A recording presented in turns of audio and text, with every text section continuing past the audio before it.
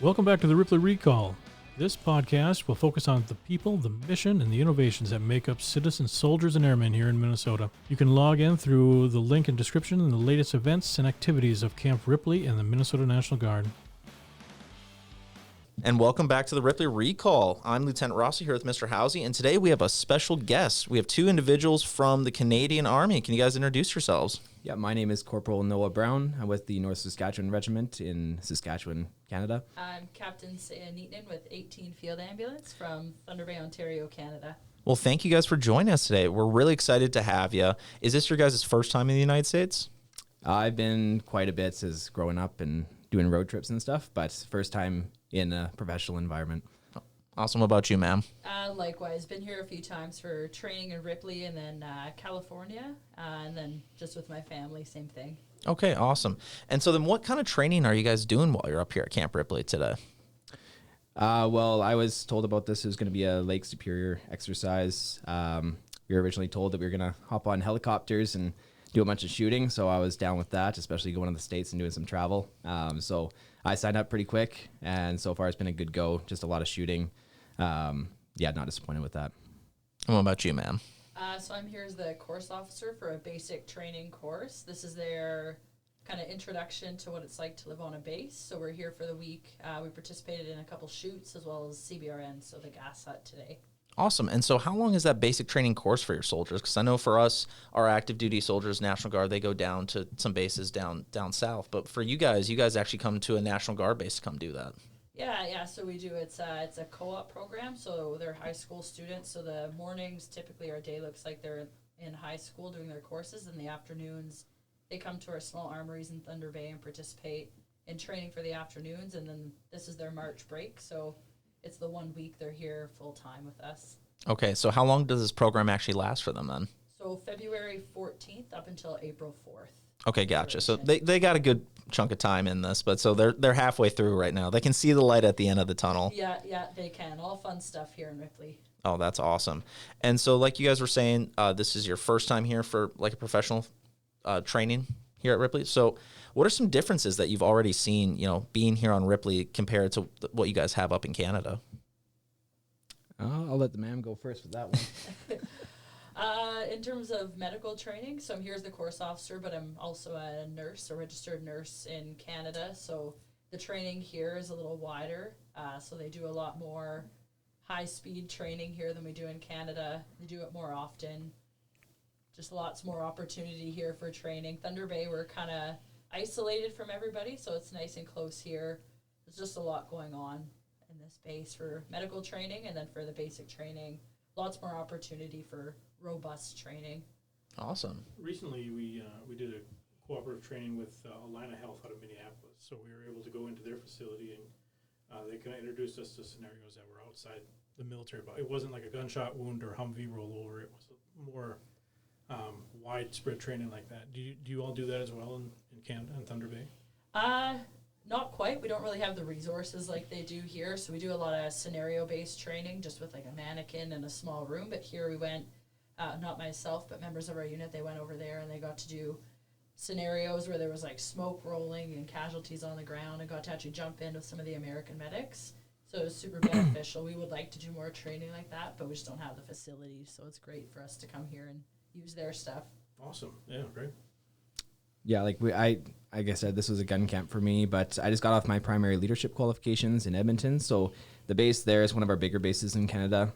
So there I got exposed to a lot of things that I'm not used to, being in the reserves, which is similar to your National Guard being a part-time soldier, from my understanding.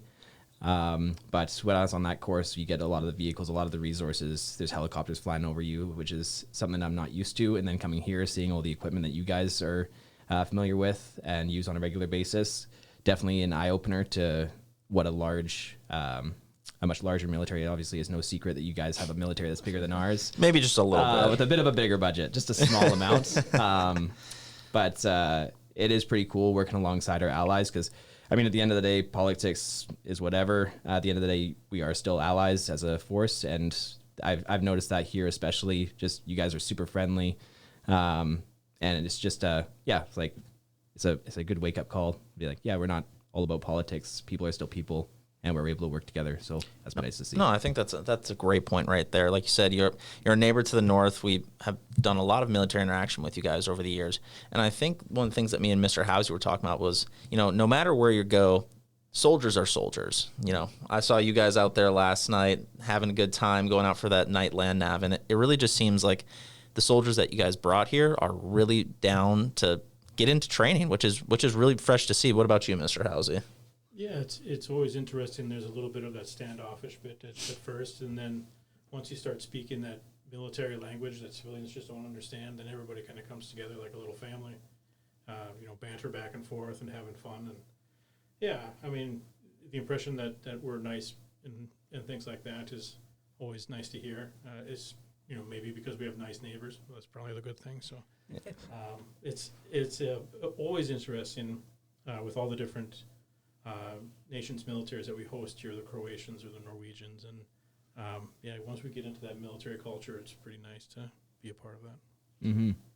So then, I know you guys come here about once a year and you do your trainings here. Is this really a competitive thing to be able to come down to the States and be a part of these types of trainings?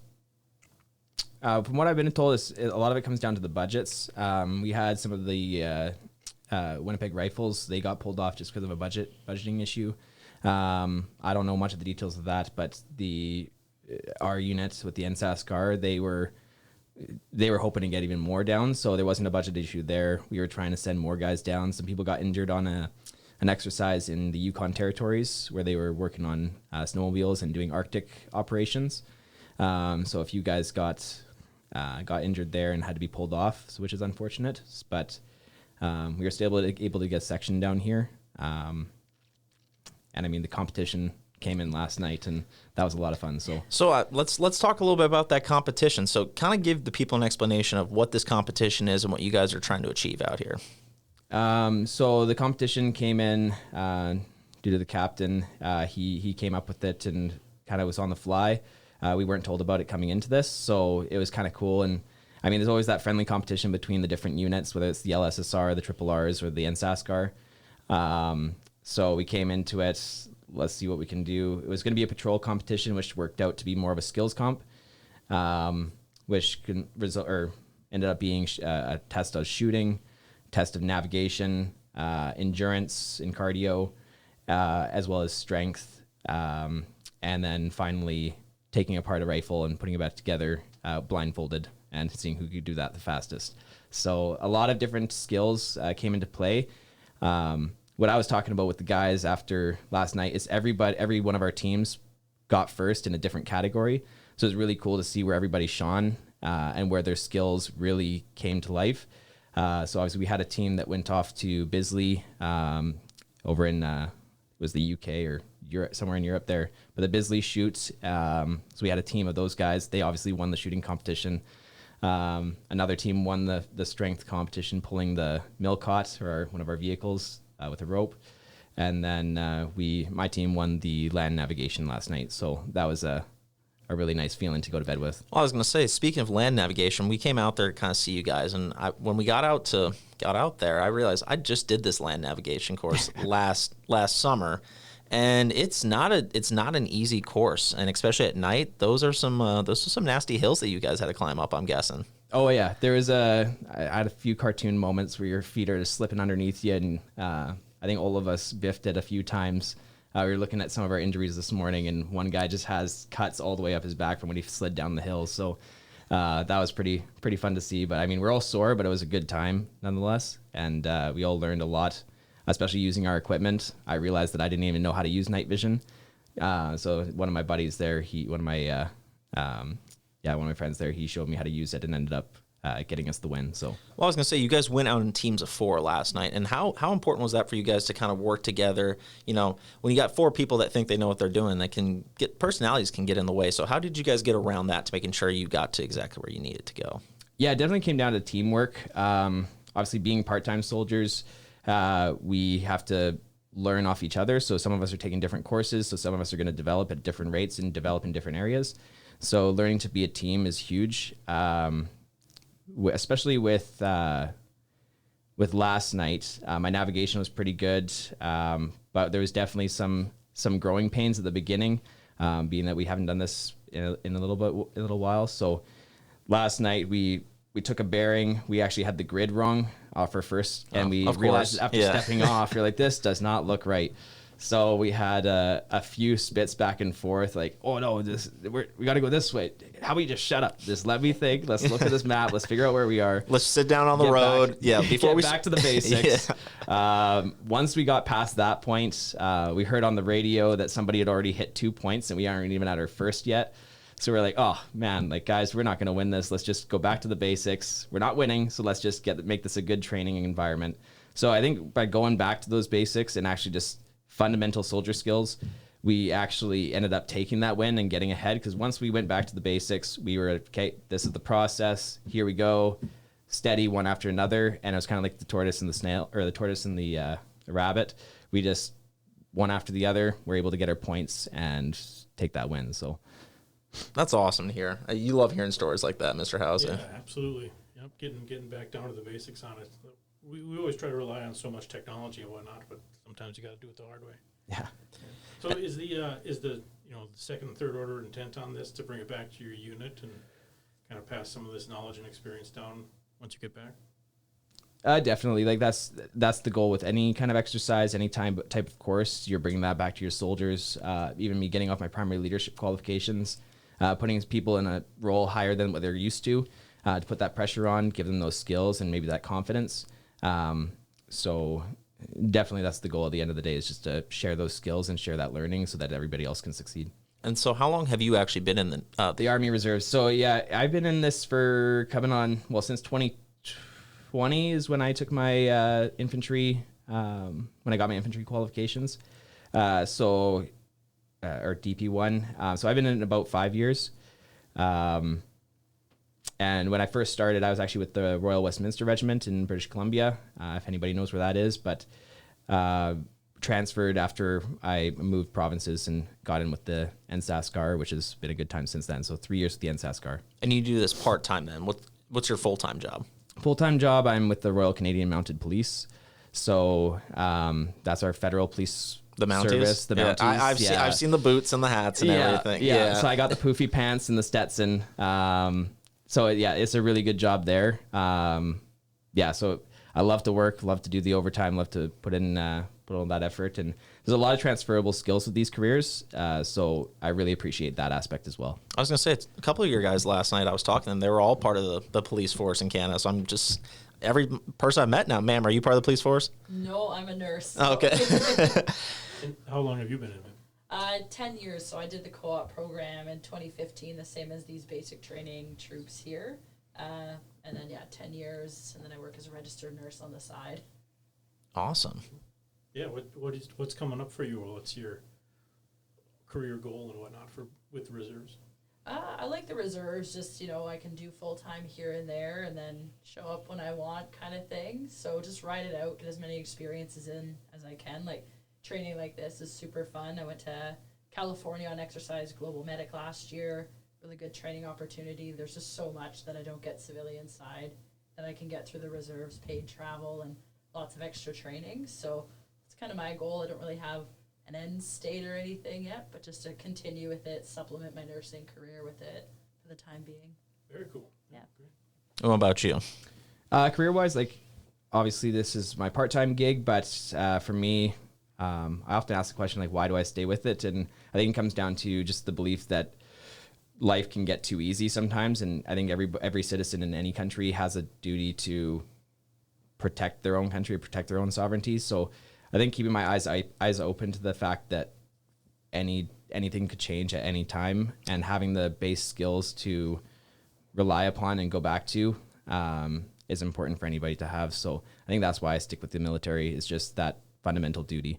Yeah, no, that's great. And like you said, we're in an ever-changing world. A lot of things are going on right now. Yep. And I think from our perspective, too, in the Minnesota National Guard, being able to have a very strong partnership with you guys. And like you were talking about, you're doing a lot of Arctic training. The Arctic's becoming a very contested area of recent. So do you do a lot of Arctic training, or how does that play out? I can't really speak to it myself, because I have to be honest, I don't do a lot of Arctic training. Even when I first started the military in the Royal Westminster Regiment, we never really got too much snow there, so I was never even issued winter kit. until I came here. But since then, it's definitely been an eye opener. We did my leadership qualifications, which was 5 days straight of doing stability operations in upwards of minus 10, minus 15. So that was definitely a tough go. But we had some of my buddies in my unit. They went again to the Yukon, and having to operate in those climates where you can't take your gloves off for too long. You have to learn how to operate your gun. It's just even learning how to shoot with snowshoes on, with layers of parka, and then working with snowmobiles. That is a whole different world that I think is more of a specialty than anything. And when you say -10, -15, you're saying Celsius, right? Celsius, okay, yeah. I was gonna say. And that's not even as cold as it got. When I was on that Yeah. course, it got as low as minus 33, and we were still going outside. So, Gotcha. Okay. And then, ma'am, do you do any winter training like that, or are you guys practicing for any of those kind of things? I myself haven't done any actual formal winter Arctic training, but just Thunder Bay, just kind of on the North Shore of Lake Superior. It gets pretty cold, so just our day-to-day operations, doing like Your day-to-day is just winter training. It's basically winter training. Yeah, we do run a course. It's a cold weather operator, just to kind of get all the troops used to living and working in an Arctic environment, learn how to wear the kit, the snowshoes, the mucklucks. But that's a course after basic training, but we do offer it. But yeah, typically the day-to-day is pretty cold, hanging out outside. Awesome. Well, we'll take a quick break here, and when we come back, we'll talk to you a little bit more about how your training's going here at Ripley. This is Lieutenant Rosso. Thank you, and we'll be right back.